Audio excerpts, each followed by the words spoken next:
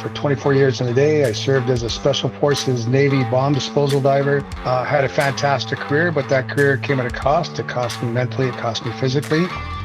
Breathwork and meditation, those things help me decompress. Because when we're exposed to these events and emotions and experiences, if we don't process them in the moment, then they get stored in our tissues. By simply controlling our breath, we control our life, reducing the anxiety, because we're no longer worrying about tomorrow. We're not fretting about the past. We're just staying to this present moment. You are listening to the Ockery Podcast, a show about men and masculinities, the challenges that modern men face, and how to chart a better way forward. I'm your host, Matt Howlett, mental health coach and founder of the Ockery. Brent Beshara spent 24 years in the Canadian military, mainly as a Special Forces Navy bomb disposal diver. In his words, when he retired on a Friday, it was all pats on the back and we'll get together.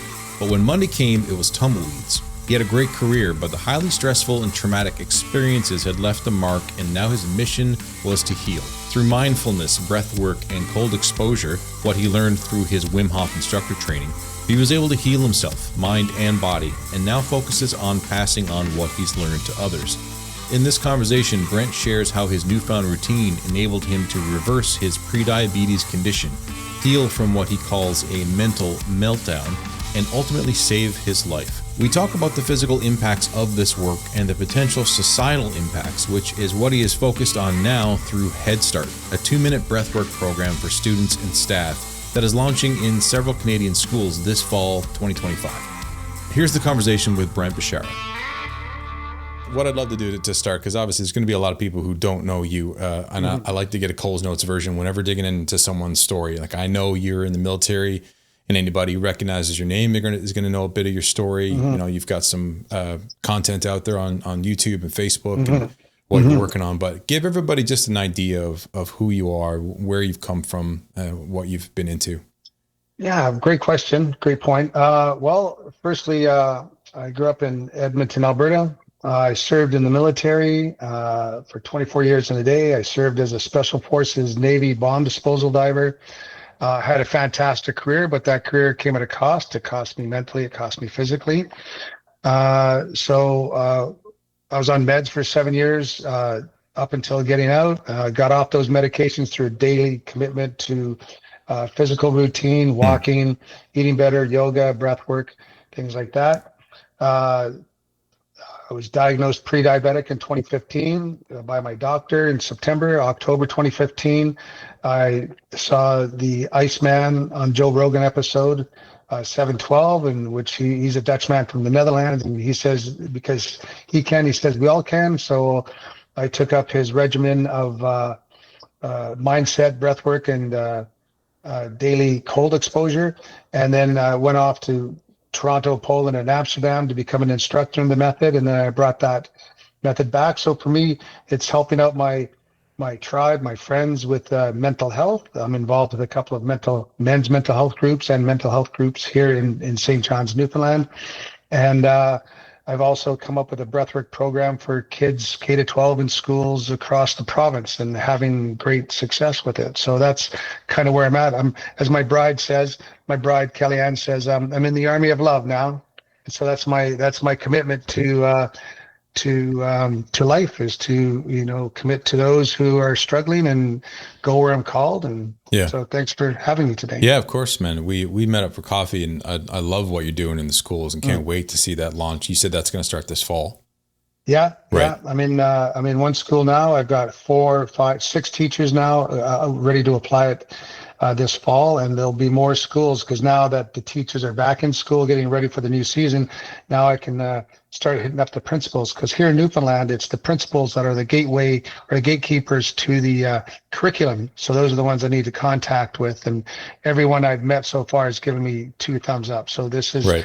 Like my Navy diver chief always says, Brent, don't bring me a problem, bring me a solution. And this is the solution. I've been working on this since November last year to curate this program to make it as simple and as effective as possible. And it's simply a daily commitment to a 2-minute breathwork routine. Because right now the issues in school are anger, apathy, anxiety, violence, and teacher burnout. Well, a commitment. The reason why those issues exist, because it's from disconnection.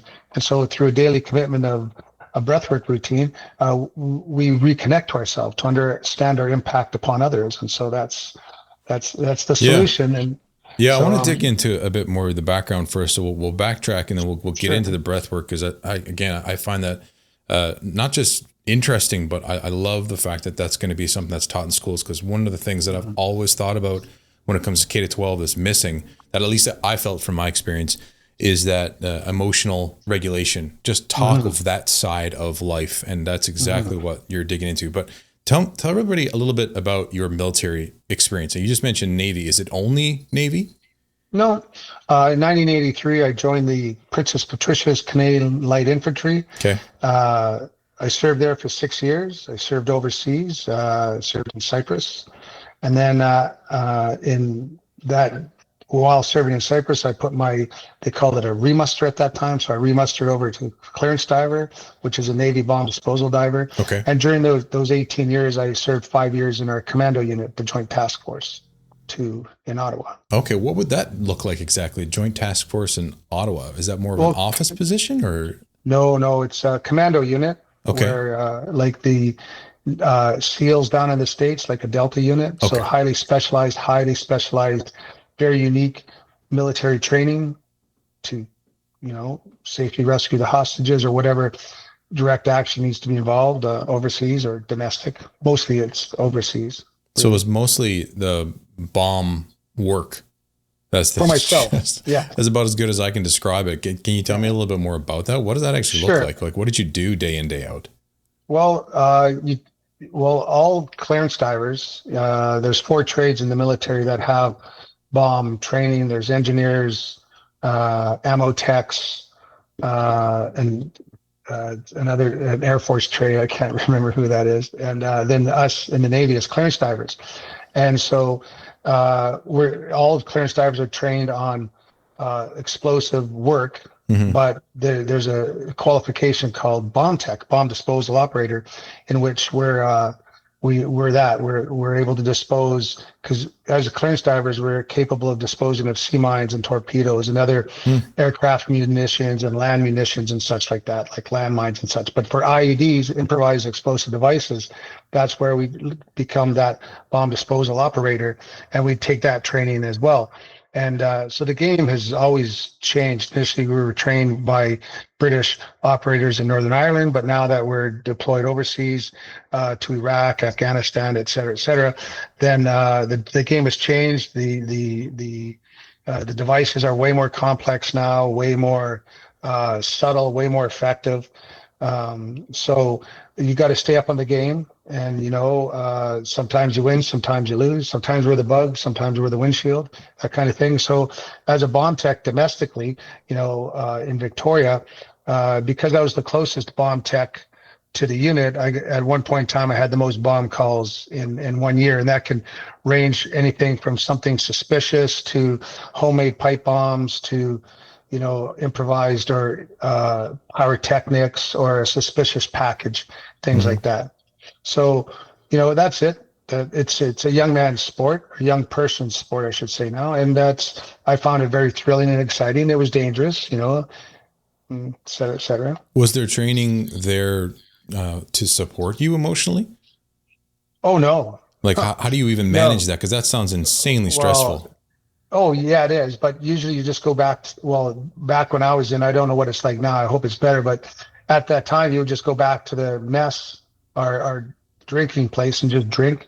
Really? I complained at the time of pain in my chest, shortness of breath, being responsible for people's lives, dealing with high explosives on a daily basis. And they didn't give me any tips or tools or tricks. They just gave me pills. And because that's the only solution they had at the time. Right. So, but now, now that I'm out, there's way more knowledge now of what's going on and how to do debriefs and decompress, right? I believe that the people serving overseas go to like a 2-week decompression. Don't quote me on any of this. I've been out since 2007, so I know nothing, right? I'm a techno hippie now. Yeah.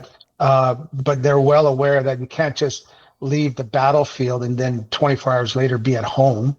Right. So you have to have some form of decompression What was the time frame again? You said you've been out since 07? Because you said it's like a young man's game. So when did you start? In 83. So you were in it from 83 to 07. And were you in like bomb technician related field pretty much the entire time? Most of it, yeah. 4/5 was bomb tech. Wow. Yeah. So, you're not just worried about your own safety, but you got your team with you when you're part of the commandos. You got, guys that you're tight with, their families, and then obviously the general public. I mean, that's a weight to carry, man. Yeah. Yeah. Your team, plus also the cordon, the people keeping your safety, the police, the fire department, or army unit overseas protecting you while you do the job. Yeah. And you said also, safety to infrastructure, buildings and such, right? Of course. You said Navy diver, but you also mentioned when you're talking about Victoria, like pipe bombs and the likes, that's on land as well. Yeah. Yeah. So as a bomb tech, you're, as a Navy diver, we're kind of fortunate that we have access to also the water and the land. So as a clearance diver, we're also responsible for air, land, and sea munitions. So that could be anything from jet-fired rockets to landmines, torpedoes, anything in the arsenal of munitions. Plus, then you have to take into account if those munitions have been booby-trapped, right? It might not just be a rocket, or it might not just be a landmine. It might be booby-trapped. Right. Are you able to actually share like the rough details of a story? Is there one that comes to mind Not really. I'd rather not get into it. Okay. I don't look back. I'm not one to look back, other than just that, it's tough. It's a tough racket. Yeah. Being in the military or a first responder, police officer, firefighter, it's a tough racket. So that's why I'm really involved in helping people out and to overcome the stresses, the traumas of that. And for me, the one most important thing that helped me heal and deal and process that stuff was a daily commitment to breathwork and meditation, learning yoga. Those things help me decompress, because the issues are in our tissues. When we're exposed to these events and emotions and experiences, if we don't process them in the moment, then they get stored in our tissues, only to be processed later, either in this life or the next. So we need to, I find for myself, and again, I'm not telling anybody to do anything other than, if we have been exposed to trauma, that can be anything from childhood trauma, again, as a first responder, police, paramedic, firefighter. I've lost many friends now in the military and in the police force that, due to suicide, just unable to handle the traumas of that life, of the exposure to those situations. And so I found for myself that daily commitment to a walk, getting outside in nature, the breathwork routine, learning to meditate, learning to process, the unprocessed stuff. Because for example, you retire on a Friday, right? And it's all pats on the backs and we're going to hook up. But on the Monday, man, it's tumbleweeds, because they still got a job to do, right? But meanwhile, you're just a dumb civvy doing whatever you're doing. But luckily for me, I'd invented the strongest knife tip in the world. I call it the Besh wedge. So I had a commitment to that career as a knife maker, right? So I committed to that. But also I took basically 3 months off and just went online to figure what I was about and what I was interested in, because I had an opportunity for a second career, basically. And so I went online but I studied everybody. I studied Jesus, Buddha, Muhammad, Ron McDonald, Deepak Chopra, Einstein, Confucius, Emerson, Thoreau, Lao Tzu, Lipton, Braden, Campbell, Wim Hof, Joe Rogan, Oprah. And I found that basically they're all saying the same thing, that what we put out to the world is what we get back, that what we focus on, we attract. If it is to be, it's up to me, that if I do nothing, nothing happens, right? But I studied everybody. I studied all the Sifus, Sufis, Swamis, sages, mages, magi, medicine men, medicine women, preachers, parsons, just all these wizards, warlocks, and witches. And you studied them enough to be able to rhyme them off so smoothly. Yeah, and I just found great information everywhere. For me, it was the application, because the military gives you a daily application of when to wake up, what to wear, where to go, what to do, when to come home, when to wake up, what to wear, where to go, what to do, when to come home, rinse, lather, repeat for 24 years. So you really don't have to think, but I found I was hyper-focused forward, because you're always having to worry about what's going to happen next, What could happen next? What could go right? What could go wrong? If there's one, there's two. If there's two, there's three. So you're always in this hyper-focused forward mindset all the time. And it's taken me years to deprogram from that continuous hyper-focused forwardness. So you're kind of not really present at the time, nor are you really processing those experiences, events, and emotions on the job, because you don't have time.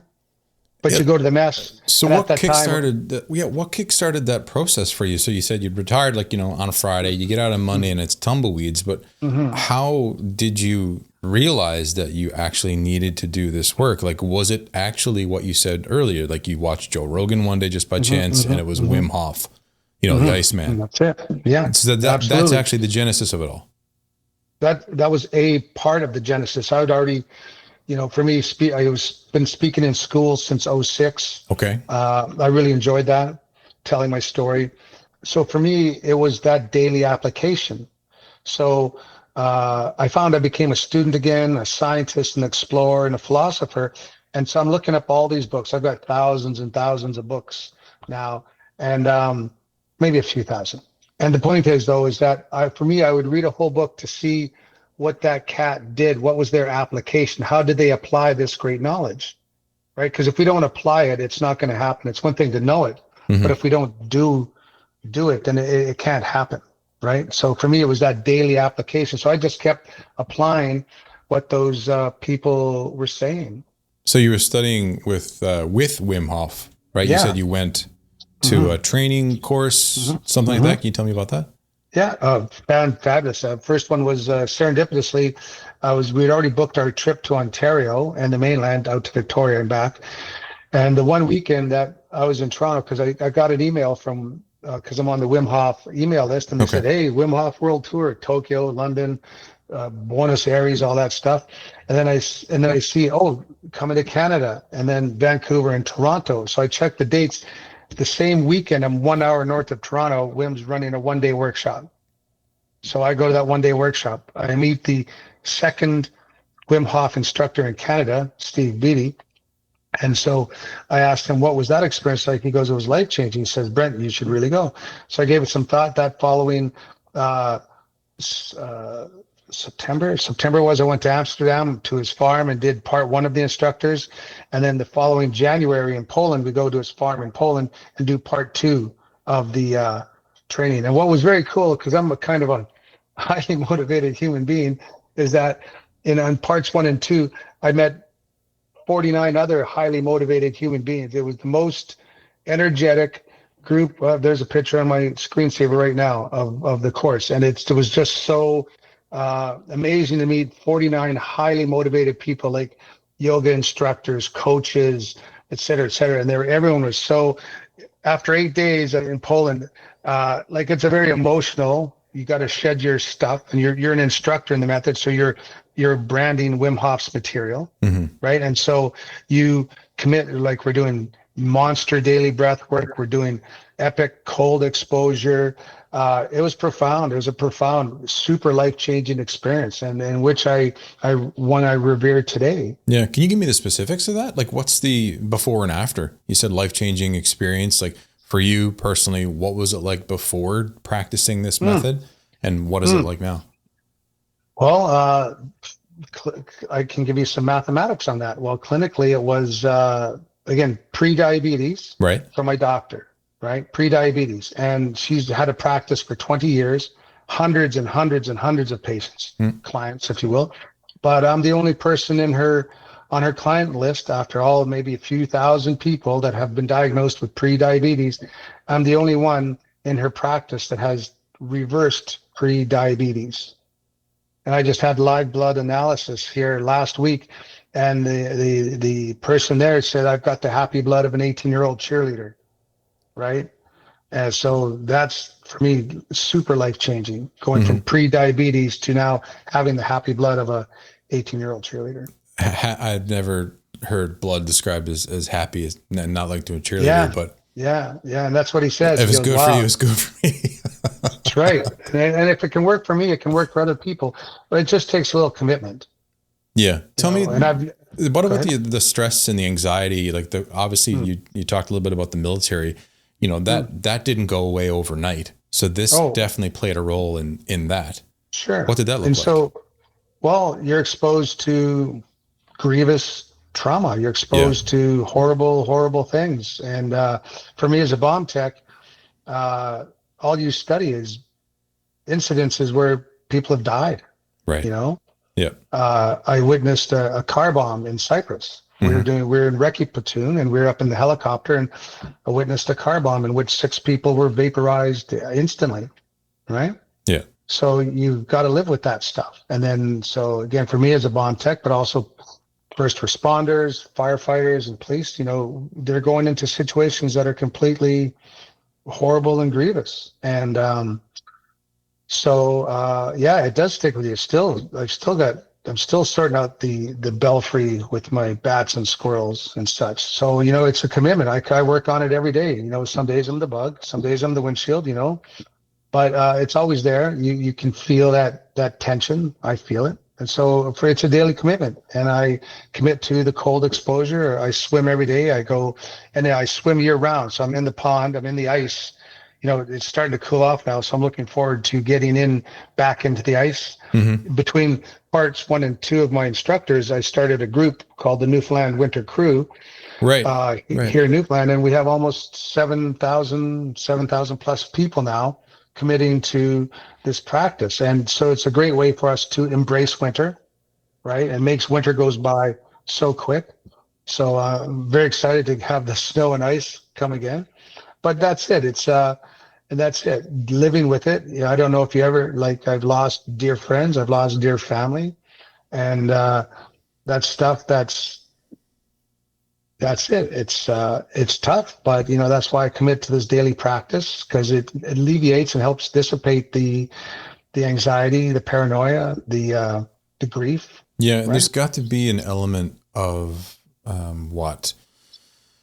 my mind is blanking on the right word, but satisfaction is going to have to do for now when you are taking on that mentoring role and stepping in to help another human process what you've processed. Yeah. What has that been like I guess the title is you're a Wim Hof instructor. Is that correct? Yeah. Former Wim Hof. You have to recertify. It's like a franchise. So you have to recertify your qualifications. So, I love it. I love instructing. I kind of have a talent for it. I love doing it. I love being able to present complex situations, recognize the patterns in them, and render them down and deliver that content to people. So, I run workshops. I called them coffee talks. I ran 22 weeks of just introduction to this material. Wednesday night, 7 to 9. I'm planning on doing it again through the Natural Vibe downtown here. Okay. Wednesday night, 7 to 9. Just because it helps. It helps people understand that they don't need to be a victim of themselves or a victim of their experiences. Because I found that it's not what happens to us that matters. It's how we choose to respond to it that does. Yeah. Right? So talk a little bit more about that. How does this help people take more control? Like, what was the words that you just used? What exactly goes on in a person's body? Like, what do you see with the people that you work with? They're coming in, with anxiety, with stress, right. They can't sleep, headaches. What is it exactly? Mm-hmm. Well, sometimes I do one-on-one work, but I don't charge for it because I don't have clients. I make friends, right? But I like to do group workshops where through breath and movement, we understand a connection to ourselves. Because really, it ultimately comes down, our vexations, our disgruntledness comes through a disconnection that ultimately it comes down to a thought, which a thought is simply a picture we have in our mind and that we're believing to be true in the present moment. So like Dr. Phil says, how's that working out for you, right?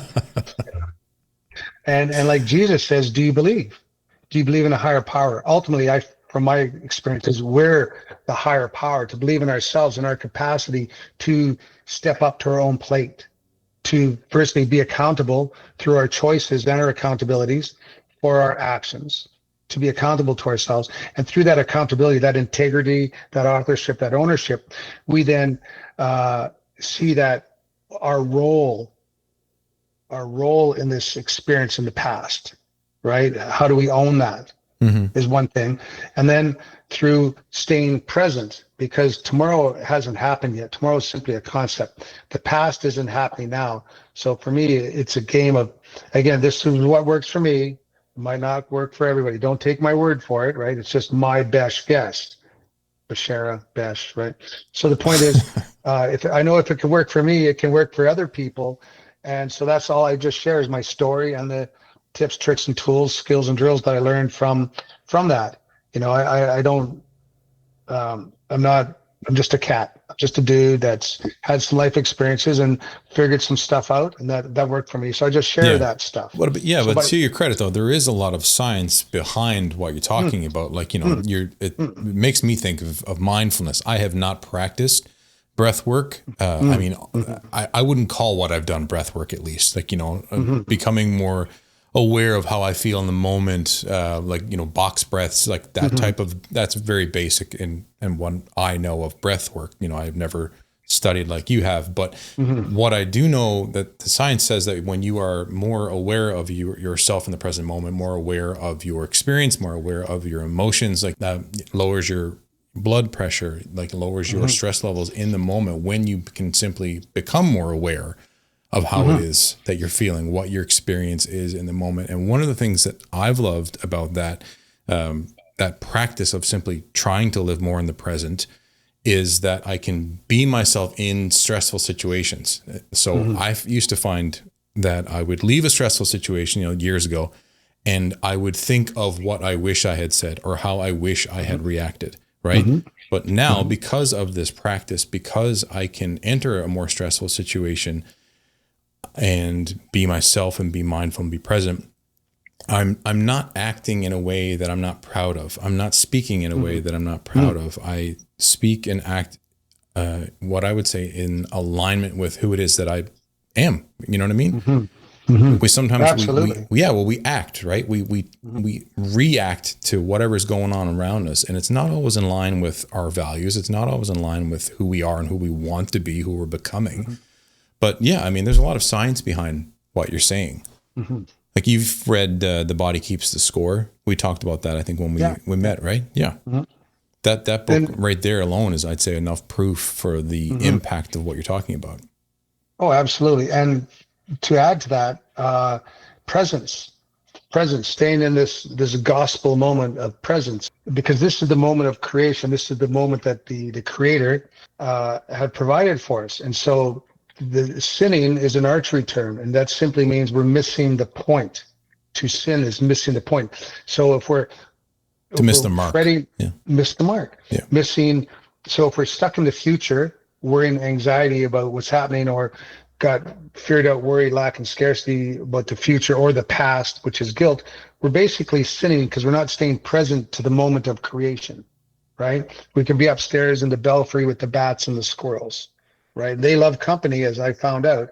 So I've learned to just, all right, thanks so much, guys. Thanks for all the information, but now I need to close the attic door and just stay here, present, heart-based, and stay present to the moment of what is. Like you said, being able to represent myself with authenticity in the moment. And I find that really by commanding presence through the power of breath, by, you know, when we command our breath, when we control our breath, we control our life. So simply slow ins, I found, through the nose, and longer outs in 2-3 breaths, you've switched over to the parasympathetic side, the rest and digest. If we're on the feed and breathe side, or fight flight side, then we're always aware, we're always, you know, in that state of fight flight. But simply through 3 breaths, we can move over to the parasympathetic side, the rest and digest.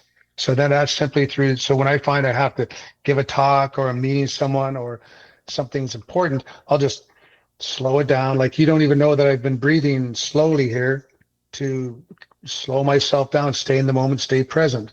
And so that's the power of it, is by simply controlling our breath, we control our life, reducing the anxiety, because we're no longer worrying about tomorrow. We're not fretting about the past. We're just staying to this present moment, able to articulate to our fellow humans. Yeah.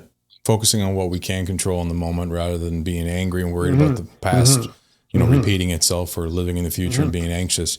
Talk to me about the program that you've put together, because this is probably I hope this is going to be exciting for a lot of people who hear this and the parents involved at the schools that you're going to be working with. But yeah, just outline that for me. Well, thanks for asking. I'm very proud of it. I'm very excited and very enthusiastic about it. I was just working on it before we got online together. So it's called it's not my program, it's the program. It was given to me. I was in a moment on a beach, in a quiet moment of stillness. I've been asking this question: how do we create world peace? Like the Dalai Lama says, if we teach every 8-year-old to meditate, we'll solve world violence in a generation. I don't want to wait a generation. Like Herbert Hoover says, our children are our greatest natural resource. And right now, kids, instead of going outside and playing, they're going to get their medications. Right? I find that so super, super sad. So I've been asking great questions, and when we ask great questions, we get great answers. And so it was given to me, and I got a zap sitting on the beach one day and went, oh my gosh, that's it. That's the solution I've been looking for. And what it is simply a 2-minute breathwork program based on the box breath. And if you look up the box breath on the Google, it's used by U.S. Special Forces. I'm Canadian Special Forces. And so it's simply you in for 4, hold for 4, out for 4, hold for 4. And you just simply rinse, lather, repeat. 2 minutes is all we need to do to move over to the parasympathetic side. And simply that's what we use in the Wim Hof method, staying in the ice. It's only 2 minutes. Because if it was 3, 4, 5 minutes, that's too long, and that's starting to impact the curriculum. And if it was 1 minute, that's too short, and people wouldn't buy into it. But 2 minutes is totally enough to get into the program. So like we said earlier, anger, anxiety, apathy, violence, and teacher burnout are the main issues in school right now. And a simple commitment to a daily breathwork routine will allow us to dissipate and delineate those issues, to create more connection to ourselves, to understand our impact upon others, right? And I've got some case examples. I've got 2 teachers now, one in Alberta, one in Ontario. They started it just before school closed this last season, and they're both special needs teachers, and they both said they started it on Monday, and by Thursday it was a different classroom. I have another teacher, Joanne, here in CBS, Conception Bay South, and she was burnt out. She stopped by and she says, I'm done. I can't. So I've been teaching for 18 years. I can't teach anymore. I'm burnt out. I said, well, try this breathwork program. She started on Tuesday, and she's a grade 5 teacher. And by Thursday, again, it was a different classroom, and the grade 5s were asking, can we do that again? Okay. The one principal, my first principal here at Holy Cross, when I presented the program to him, he talked with his guidance counselor, and they both said, I wish I'd known this when I was 6. So the science is there. We've got case studies of prisons utilizing a mindfulness or breathwork routine, and within weeks, even the staff knows there's less anger, anxiety, and apathy. So the point is, like if we teach, for example, if we teach mindfulness, we have to send a teacher off to a course somewhere, costs $4,000 or $5,000. They come back and they can only disseminate that one classroom at a time. Whereas the HeadStart program is done over the PA, right? So homeroom is, let's say, 5 o'clock or 8 o'clock in the morning. Boom, boom, 8:05. All right, everybody, put your feet flat on the floor, put your hands on the desk, sit up, close your eyes if you want to. And then we just do the breath for simply 2 minutes.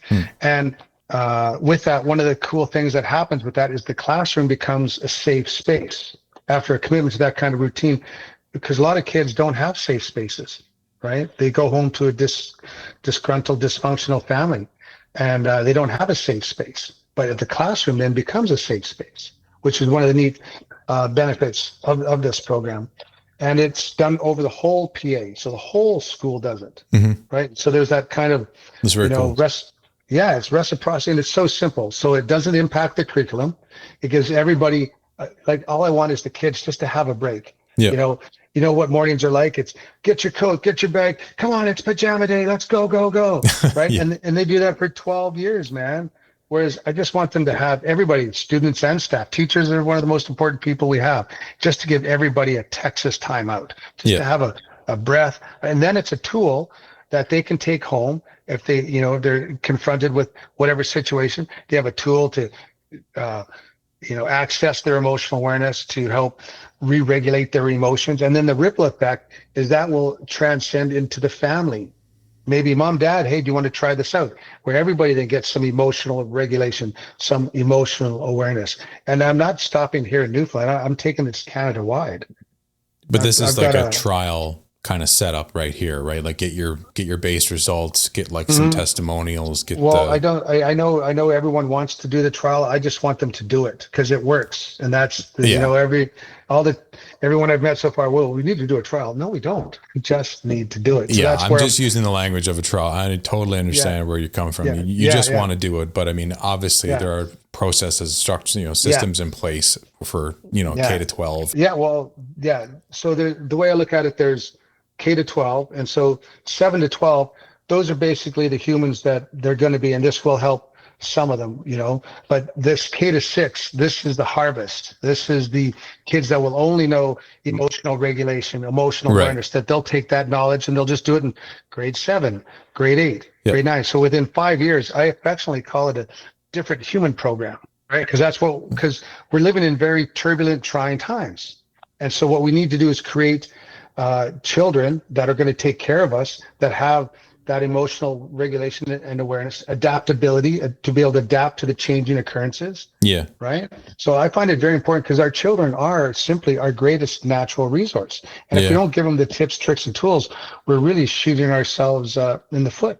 Yeah. When you're talking about that, I keep hearing the term resilience in my head, and I never really liked that. I never really liked when I heard a leader, any type of leader say, well, our children are resilient.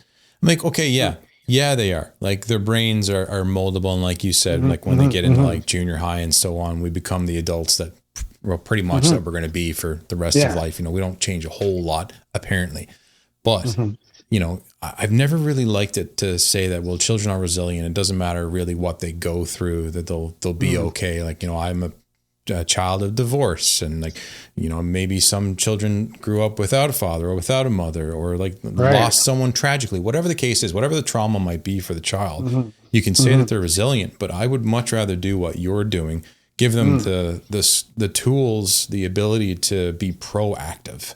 You know, does that make sense to you? You know, resiliency to me at least feels like I can react to a situation. But what you're doing is you're teaching them to be proactive, to walk into the start of their class day, as simple as that is, and take a moment to be present, take a moment to be mindful, take a moment to figure out where they're at, and then, you know, be proactive about that day and how they feel. You're smiling. That makes sense to you? Okay. Oh, you're preaching to the choir. Well, yeah, I love that too, man, because I really do believe what you mentioned earlier about like, I think it was a Dalai Lama quote. You know, what was it? Teach a child to meditate?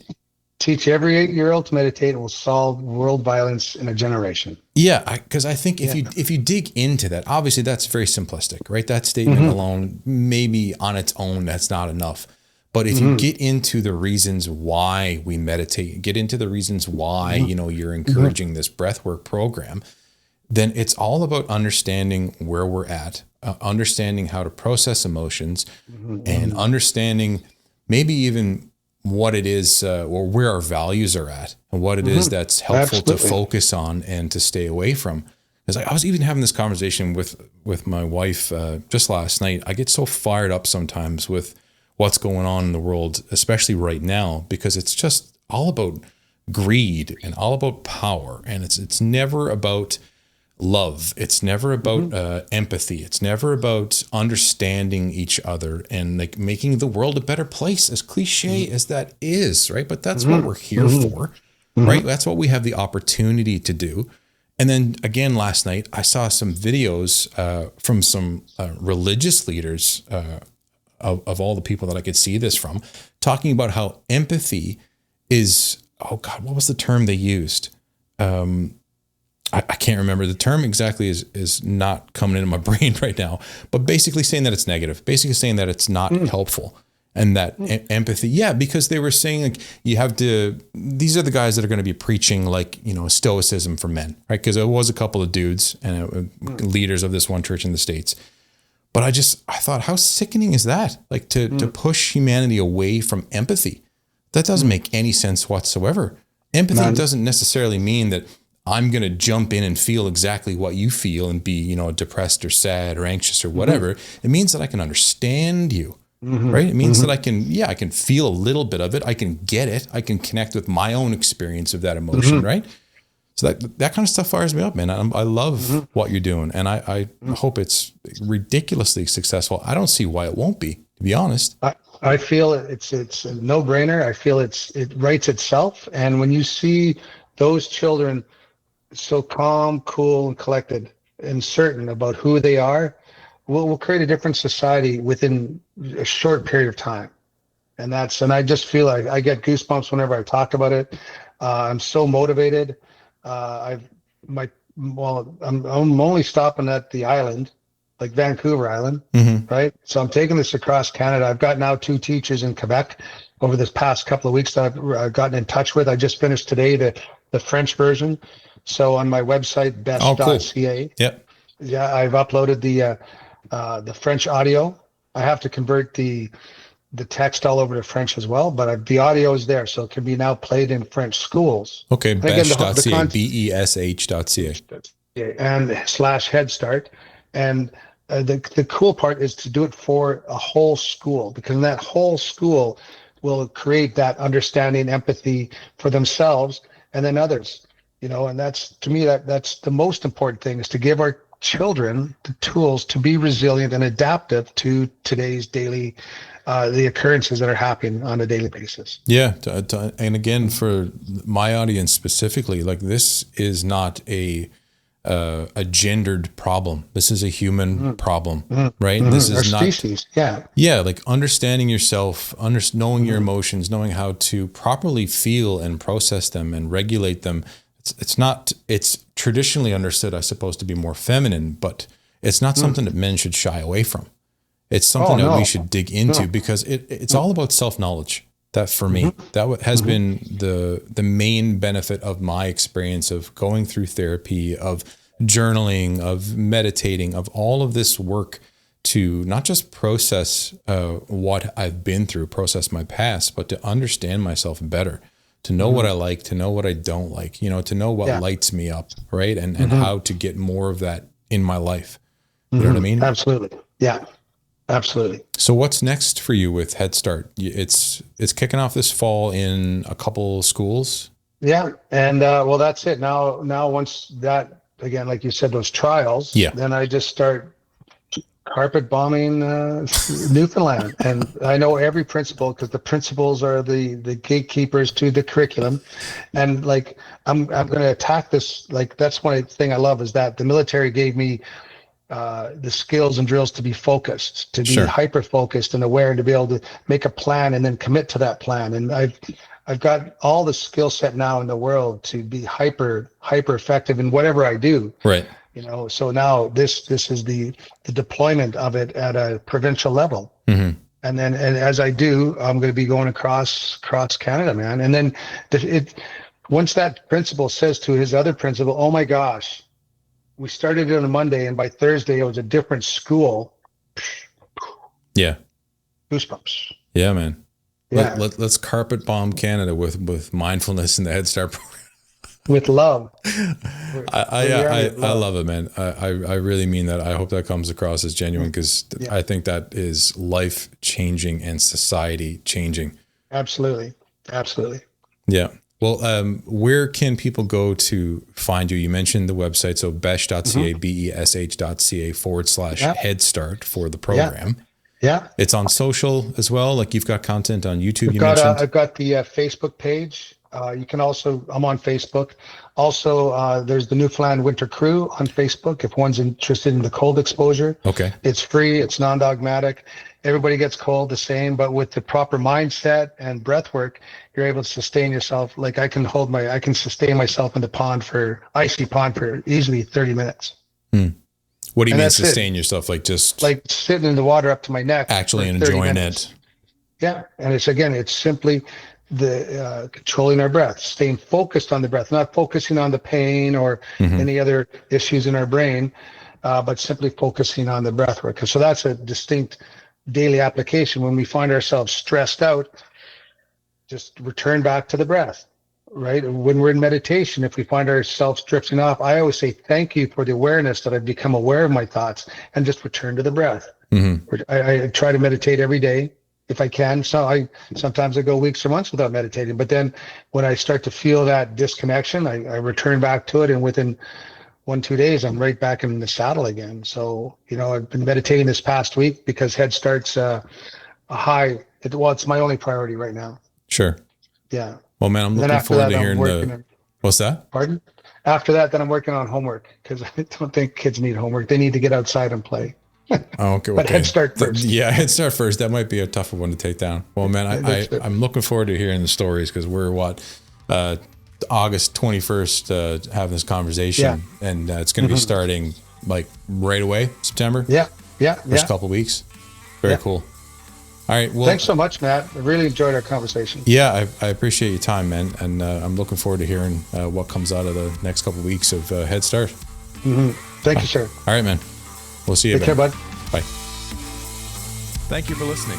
I hope you found some value in this episode. If you have, be sure to share the Ockery podcast with a friend and subscribe wherever you get your podcasts. You can find the Ockery on socials at The Ockery and on the web at theockery.com.